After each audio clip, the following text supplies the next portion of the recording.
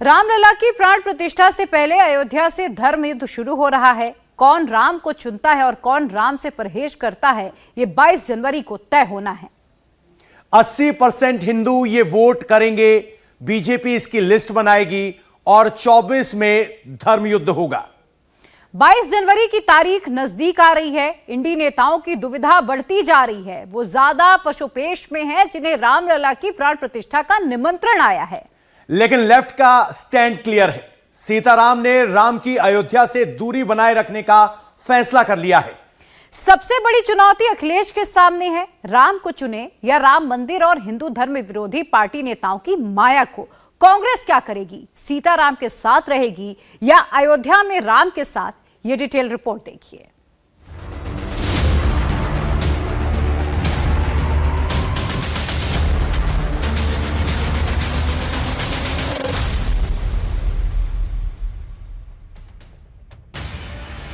रामलला की प्राण प्रतिष्ठा से पहले अयोध्या पर क्यों छिड़ा धर्म युद्ध? बर्क, करात, स्वामी, इंडी में कितने राम विरोधी? रामलला की प्राण प्रतिष्ठा, मोदी विरोधी आएंगे क्या? वोट का धंधा, इसीलिए बताया हिंदू धर्म को धोखा। अयोध्या के राम मंदिर पर विपक्ष की लाइन क्लियर होने लगी है। 22 जनवरी को भव्य उद्घाटन समारोह में कौन जाएगा, कौन नहीं जाएगा, तस्वीर साफ होने लगी है। कम्युनिस्टों से लेकर समाजवादियों तक राम मंदिर पर किसका क्या धर्म है और धर्म पर युद्ध क्यों है, आपको सब बताएंगे। लेकिन सबसे पहले जान लीजिए उन बड़े नेताओं का स्टैंड जिनको प्राण प्रतिष्ठा समारोह में आने का न्योता भेजा गया है। सोनिया गांधी को निमंत्रण भेजा गया है, लेकिन वो आएंगी या नहीं ये तय नहीं है। सोनिया ने अपना स्टैंड अभी क्लियर नहीं किया है। कांग्रेस अध्यक्ष मल्लिकार्जुन खड़गे को भी न्योता गया है, लेकिन आना फाइनल नहीं है। उनका भी स्टैंड अभी तक क्लियर नहीं है। लोकसभा में कांग्रेस के नेता अधीर रंजन चौधरी को भी बुलावा भेजा गया है, लेकिन इनका स्टैंड भी अभी साफ नहीं है। पूर्व प्रधानमंत्री मनमोहन सिंह को भी श्री राम जन्म तीर्थ क्षेत्र ट्रस्ट की तरफ से निमंत्रण भेजा गया है। इनका स्टैंड भी क्लियर नहीं है। लेकिन राम मंदिर के उद्घाटन समारोह में जाने को लेकर समाजवादी पार्टी में मतभेद हो गया है। संभल से सांसद शफीकुर रहमान बर्क ने कह दिया है कि वे अयोध्या नहीं जाएंगे। मस्जिद को गिराकर मंदिर बना है, ऐसे मंदिर में वो क्यों जाएं? लेकिन मैनपुरी से सांसद डिंपल यादव 22 जनवरी को अयोध्या में होने वाले प्राण प्रतिष्ठा के कार्यक्रम में जाने के लिए तैयार हैं और कहा है कि निमंत्रण मिला तो जरूर जाएंगी। मैं क्यों जाऊंगा? मेरे जाने का तो कोई सवाल ही पैदा नहीं होता। मेरी मस्जिद जो कि वहाँ एक जमाने की मस्जिद थी, बनी हुई थी, अपनी जगह में बनी हुई थी, लेकिन इसके बावजूद भी उस मस्जिद को बहरहाल खत्म कर दिया गया और जबरदस्ती ताकत के बलबूते पर सब लोगों ने मिलकर उसको मिस्मार कर दिया और खत्म कर दिया। और आज उसका फिर वो कोर्ट में भी उसका मुकदमा गया, लेकिन कोर्ट में भी हमारी उम्मीद के खिलाफ हुआ और यहाँ तक के अब उस पर यानी मंदिर बनने का आदेश हो गए। तो ये उस पर सोने पे सुहागा और ये किया कि मस्जिद हमारी शहीद कर दी और उस जगह मंदिर बनाया जा रहा है। तो ये तो बिल्कुल कानून के खिलाफ है, इंसानियत के खिलाफ है, बहरहाल दुनिया की रिवायात के खिलाफ है। भाई दुनिया के अंदर सब लोग मुख्तलिफ मजहबों के धर्म के लोग कर और मुख्तलिफ यानी मजहबों के मानने वाले और इंसानियत के लंबरदार बहुत से लोग दुनिया में मौजूद हैं, लेकिन कभी ऐसा काम नहीं हुआ कि इस तरीके से मस्जिद को तोड़कर और मस्जिद को ख़त्म करके उसके बाद में उसकी जगह वो मस्जिद भी बाकी नहीं रखी जाए, बल्कि उस जगह मंदिर बना दिया जाए। क्या 22 जनवरी को आप जाएंगे अयोध्या? अगर निमंत्रण आएगा तो जाएंगे। निमंत्रण रामलला ट्रस्ट की तरफ से, और अगर नहीं आएगा तो भी जाएंगे, बाद में जाएंगे। डिम्पल यादव ने जो कहा वही समाजवादी पार्टी का ऑफिशियल स्टैंड है।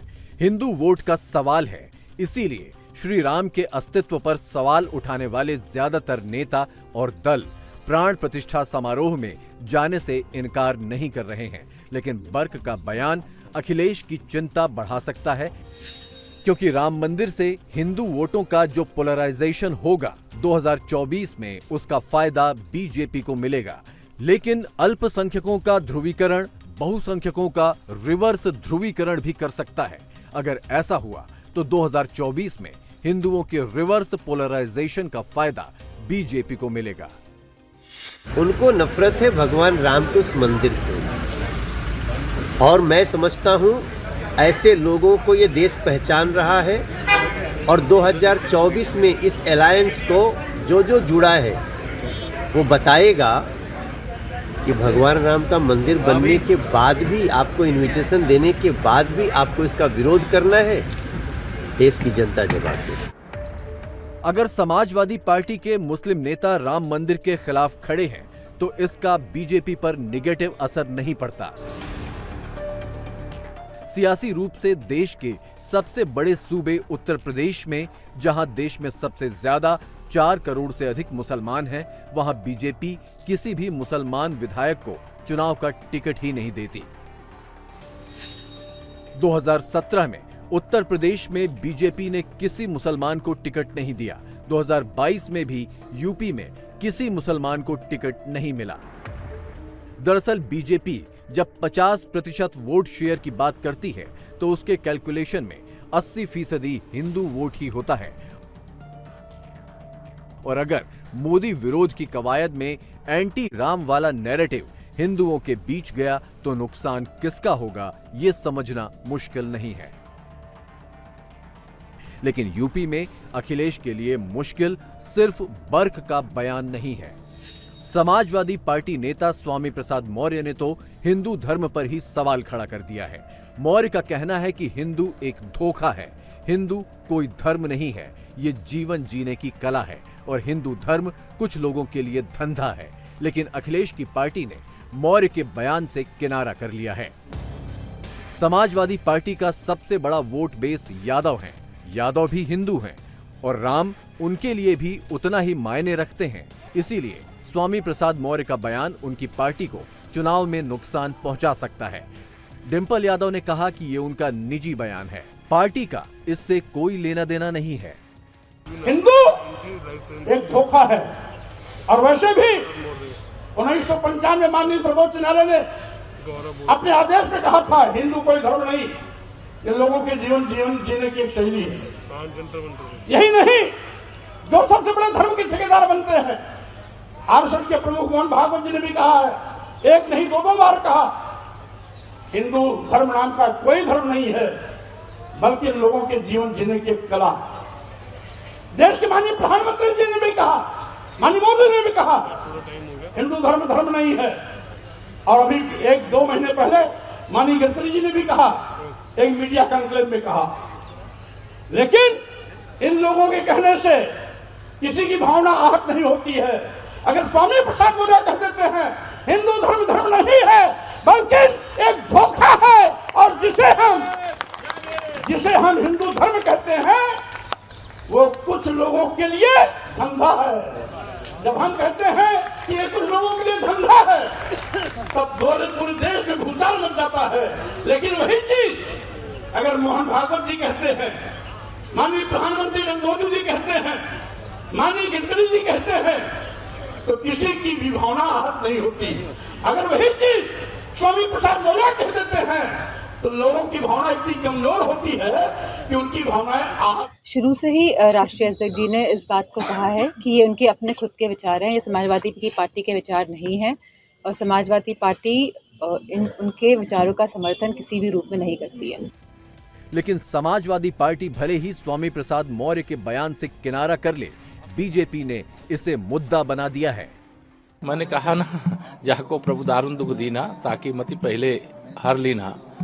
जैसे अभी हमारे जो राजनीतिक प्रतिद्वंदी हैं, किसी का नाम में मंदिर है यहाँ लेना नहीं चाहता, उनकी बुद्धि को लगता है कि ऐसे समय हर लिया है भगवान ने, और उनको ये समझ में नहीं आ रहा क्या बोलना चाहिए क्या नहीं बोलना चाहिए, और ऐसी चीजें बोल करके कोई सनातन को ना कमजोर कर सकता है, ना मिटा सकता है, ना हिंदुत्व को कमजोर कर सकता है, ना हिंदुत्व को मिटा सकता है, ना भव्य राम मंदिर निर्माण को रोक सकता है, ना जो अच्छे पवित्र काम चल रहे हैं देश प्रदेश में, ना उसे रोक सकता है। जो कहावत है ना, माया मिली न राम, तो वही हाल है इस समय। जो हमारे विरोधी हैं, जो राम जन्मभूमि मंदिर निर्माण के विरोधी हैं, जो राम भक्तों के विरोधी हैं, जो मंदिर निर्माण सहन नहीं कर पा रहे हैं, ये हनुमान जी महाराज की गदा उसी के लिए है। ये जो बेहुदा बयान बहादुरी हो रही है, बयानबाजी हो रही है, उसको देखने और सुनने के बाद एक चीज का विश्वास हो जाता है फिर से कि अगर नरेंद्र मोदी जी को देश की जनता ने आशीर्वाद न दिया होता, जनादेश न दिया होता, तो अभी भी 600 साल और भगवान राम जो है वो टेंट में कैद रहते। ये तो नरेंद्र मोदी जी का निर्णायक और मजबूत नेतृत्व का नतीजा है कि आज जो है वो सर्वसम्मति और सर्वसहमति के साथ भव्य राम मंदिर का निर्माण हो रहा है, और जो लोग अभी तक विदेशी आक्रमणकारियों की क्रिमिनल कम्युनल क्रूर करतूत को का कवच बने हुए थे, उनमें बौखलाहट दिखाई पड़ रही है। उत्तर प्रदेश में बीजेपी के 59% हिंदू वोट हैं, जिनमें यादव भी हैं। अगर समाजवादी पार्टी के नेता anti Ram, anti Hindu politics का रास्ता चुनते हैं तो इससे नुकसान किसे होगा, ये भी समझना मुश्किल नहीं है। रही बात बीजेपी की, तो 2014 के लोकसभा चुनाव में बीजेपी को 36% हिंदू वोट मिले। 2019 में ये 8% बढ़कर 44% हो गए। 2019 में बीजेपी को अपर कास्ट हिंदुओं का 59% वोट हासिल हुआ। उसी तरह ओबीसी हिंदू का 54%, आदिवासी हिंदू का 46% और दलित हिंदू का 41% वोट बीजेपी को मिला। सीएसडीएस के पोस्ट पोल सर्वे को देखें तो 2014 के लोकसभा चुनाव में देश में जितने हिंदू वोटर हैं उनका 43% वोट एनडीए को यानी मोदी के अलायंस को मिला था। 2019 में एनडीए का हिंदू वोट शेयर बढ़कर 52% हो गया। लेकिन लड़ाई सिर्फ समाजवादी पार्टी और बीजेपी की नहीं, ये युद्ध लेफ्ट वर्सेस राइट विंग में भी चल रहा है। सीपीएम नेता सीताराम येचुरी को रामलला के प्राण प्रतिष्ठा में शामिल होने का निमंत्रण मिला, लेकिन उन्होंने मना कर दिया। आपको बताएंगे कि सीपीएम ने क्यों प्राण प्रतिष्ठा से दूरी बनाई है, लेकिन उससे पहले जान लीजिए कि अलग अलग दलों का स्टैंड क्या है। कांग्रेस नेता अयोध्या जाने के लिए तैयार हैं। दिग्विजय सिंह ने कहा है कि सोनिया गांधी इस मामले में पॉजिटिव हैं।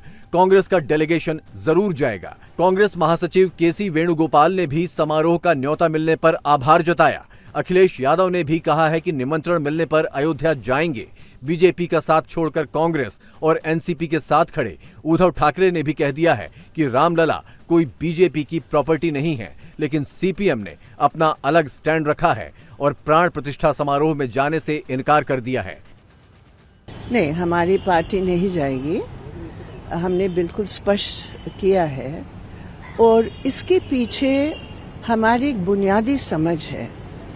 हालांकि धार्मिक भावनाओं की हम पूरे कदर करते हैं और पूरे देश में एक धार्मिक भावना होती है, उसका भी हम कदर करते हैं, लेकिन इस प्रकार की धार्मिक अनुष्ठान आप राजनीति के साथ जोड़कर धर्म को एक राजनीतिक हथियार और राजनीतिक मंशा को लेकर आप इस्तेमाल करेंगे, हमारी समझ में ये देश की संवैधानिक प्रावधान कि हिंदुस्तान का जो सत्ता है वो सत्ता किसी धार्मिक रंग का नहीं होना चाहिए। ये वो सही नहीं है जो ये लोग कर रहे हैं, और इसमें पूरी तौर पर एक पॉलिटिसाइजेशन एक धार्मिक अनुष्ठान का, ये सही नहीं है, बिल्कुल सही नहीं है। लेकिन येचुरी का ये फैसला इस धर्म युद्ध को अलग लेवल पर ले गया है। वीएचपी बनाम लेफ्ट हो गया है। येचुरी इसे राजनीतिक प्रोग्राम बता रहे हैं। रामलला की प्राण प्रतिष्ठा में मोदी की मौजूदगी से उन्हें ऐतराज है, इसीलिए उन्होंने जाने से साफ इनकार कर दिया है। लेकिन विश्व हिंदू परिषद ने इसे राजनीतिक विरोध से कहीं बड़ा बताया है। वीएचपी नेता विनोद बंसल ने ट्वीट किया है कि जिनका नाम सीताराम नहीं जाएंगे अयोध्या धाम। वीएचपी के राष्ट्रीय प्रवक्ता विनोद बंसल ने कहा है कि इतनी घृणा कोई कम्युनिस्ट ही कर सकता है। द्वेष राम से है या खुद से। विश्व हिंदू परिषद ने समाजवादी पार्टी पर भी हमला बोला है और कहा है कि नाम समाजवादी और काम नमाजवादी। पार्टी का धरातल रसातल में पहुंच गया, लेकिन मानसिकता ऐसी है जैसे ये बाबर की संतानें हों। जहां तक आस्था और धर्म की बात है, उनके लिए हमारा पूरा का पूरा इज्जत है, रेस्पेक्ट। लेकिन अब ये जो फंक्शन जो कर रहे हैं, ये फंक्शन हो रहा है एक स्टेट स्पॉन्सर्ड इवेंट के रूप में। प्रधानमंत्री मौजूद रहेंगे, मुख्यमंत्री यूपी के मौजूद रहेंगे, कई सारे आपके जो आज हमारे व्यवस्था के जो राजनीतिक व्यवस्था के हैं उनके पदाधिकारी भी रहेंगे वहाँ पे। हम नहीं समझते हैं कि ये सुप्रीम कोर्ट ने भी कहा, हमारा संविधान कहता है कि देश के अंदर सत्ता को, सरकार को, उसकी कोई एक धार्मिक ये एफिलिएशन नहीं होगी। कम्युनिस्ट पार्टी तो अपने पुराने स्टैंड पर कायम है, लेकिन कांग्रेस और समाजवादी पार्टी खुलकर प्राण प्रतिष्ठा समारोह में जाने का विरोध नहीं कर पा रही हैं। विपक्ष को यह चिंता सता रही है कि राम मंदिर के समर्थन में खुलकर स्टैंड न लेने से 2024 में भी बीजेपी का हिंदू वोट बढ़ न जाए।